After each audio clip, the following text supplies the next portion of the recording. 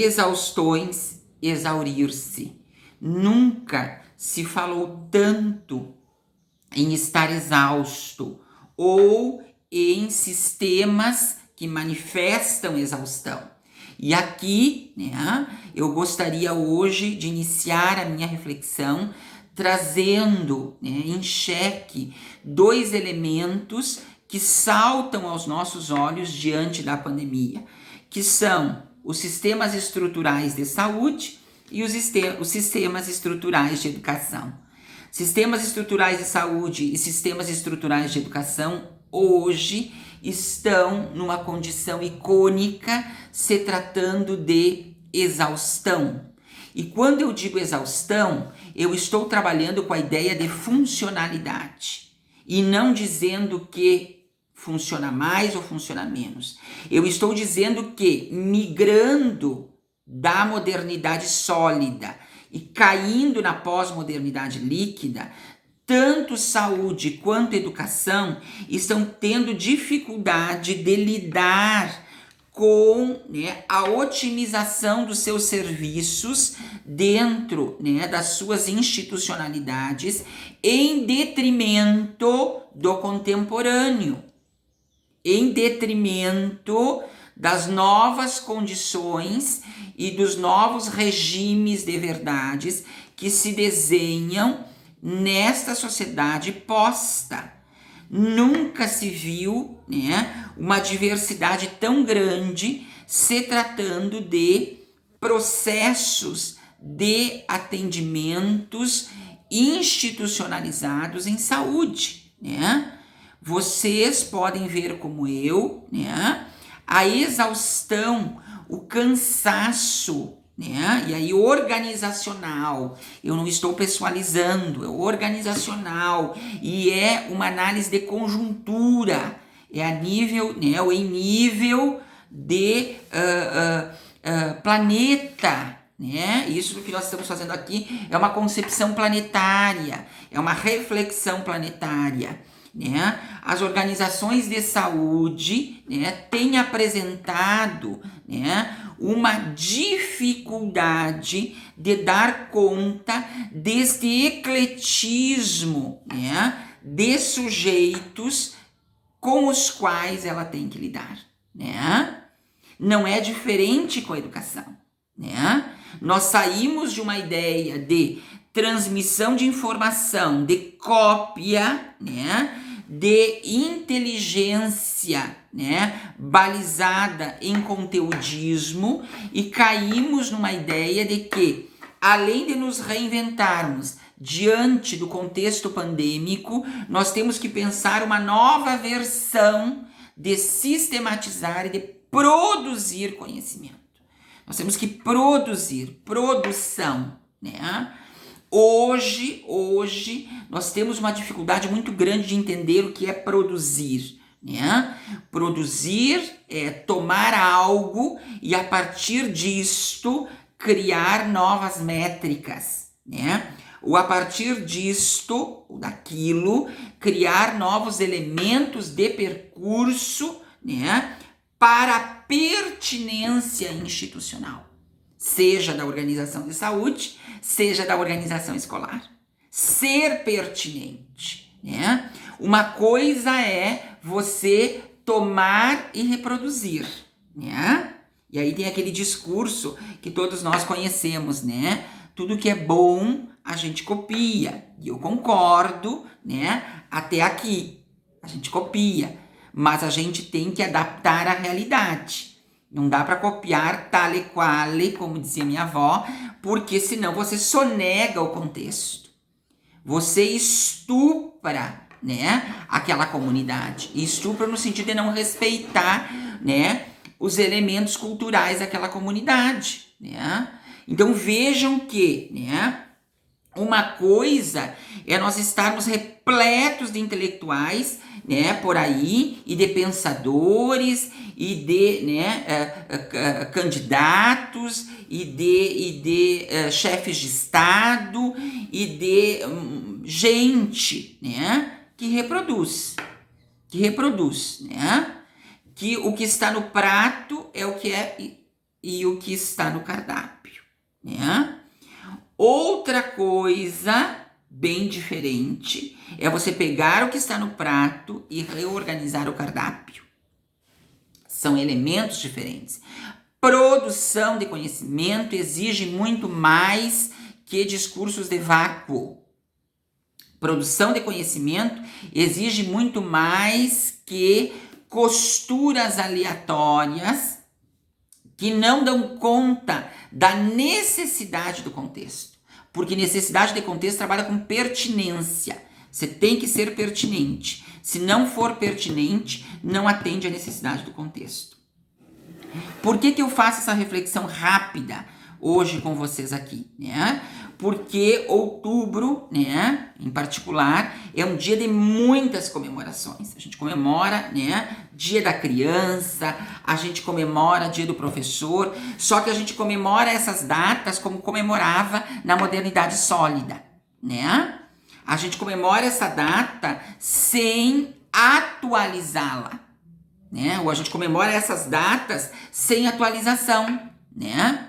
A gente continua se enfeitando de palhaço, pulando de lá para cá, achando que isto vai, de certa forma, né, trazer um aluno ou trazer uma criança que já brinca em 3D, né? Já brinca em 3D dentro de um tablet, né? Vocês vão dizer, professor, mas então o que a gente faz? Como que a gente faz, né? E eu vou dizer para vocês que não há resposta. Há capacidade de reflexão. Por exemplo, né? Se diante das métricas de saúde, né, eu preciso ter um trato técnico dentro do meu espaço escolar, é um trato técnico que eu terei, né? E vejam só, as famílias já estão preparadas para isso. Tanto que nas pesquisas que são feitas para retorno, né, tomando a educação, são feitas para retorno, elas entendem que não dá para retornar por elementos de métrica de saúde. Aí eu, educador, né, contemporâneo, vendo a minha profissão fragilizada, em detrimento de uma ideia de que nós podemos tudo, me desculpem, mas eu não posso tudo, eu não tenho como, né, tomar uma caneta na mão e dizer que eu vou salvar o Brasil, não posso, me perdoem, eu não posso salvar o Brasil com isto, né, eu não posso entender que colegas, e não é uma crítica, é uma constatação, né? É uma constatação, né? Colegas se estiquem que nem elástico para provarem que competência é virar-se nos 30. Competência é virar-se nos 30. Quanto mais lúdico, aliás, há um estupro no conceito de ludicidade. Eu tô mandando gente ler o conceito de lúdico. Porque tem gente que está confundindo ludicidade, né, com sair de lógicas, né? Ludicidade é uma corrente de discussão metodológica. E para a gente fazer trabalho lúdico, você tem que ter, né, espaço pedagógico adequado. E quando eu digo espaço pedagógico adequado né, a situação do planejamento tem que exigir. Eu não posso ser lúdico a hora que eu quiser. Eu tenho que ser lúdico a hora que a escola é pertinente, né?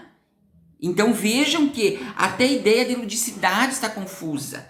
Nós estamos trabalhando ludicidade com uma concepção de Soleil, né? De Cirque du Soleil, né? Quando na verdade ludicidade é uma corrente de estudo teórico-metodológica. Tem gente por aí, né, que estuda práticas lúdicas há 30 anos e que está extremamente incomodada porque nós confundimos pandemia, ensino remoto e ensino híbrido com ludicidade, estupro de métrica e, além de estupro de métrica, né, uma ideia invencionista da figura do professor. Invencionista. Ele tem que ser caricata, ele tem que ser engraçado. Ele tem que ser lúdico, que é o que dói, né? Lúdico. Então, eu gostaria de dizer que gente que faz práticas que estão consagradas, sem respaldo pedagógico, se tratando de corrente, porque não estuda a corrente lúdica, não me representa. Não me representa. E aí eu falo de todas as instâncias, da educação infantil ao magistério superior, né? Ludicidade é corrente teórica. Não é ter uma ideia e sair por aí, né? Fazendo dessa ideia um ato concreto, sem métrica, sem base conceitual, sem entendimento de causa e sem pertinência. Então eu gostaria de dizer para vocês hoje que, né, Dia dos Professores, Dia das Crianças, tudo se aproximando e mais uma vez eu reafirmo, né? Eu trabalho com uma concepção de profissionalização do profissional docente. Pessoas que fazem ou dilatam práticas, né, sem conhecimento de causa, não representam esse professor. Não representam esse professor. Esse professor trabalha com elementos epistemológicos da entrada à saída da instituição.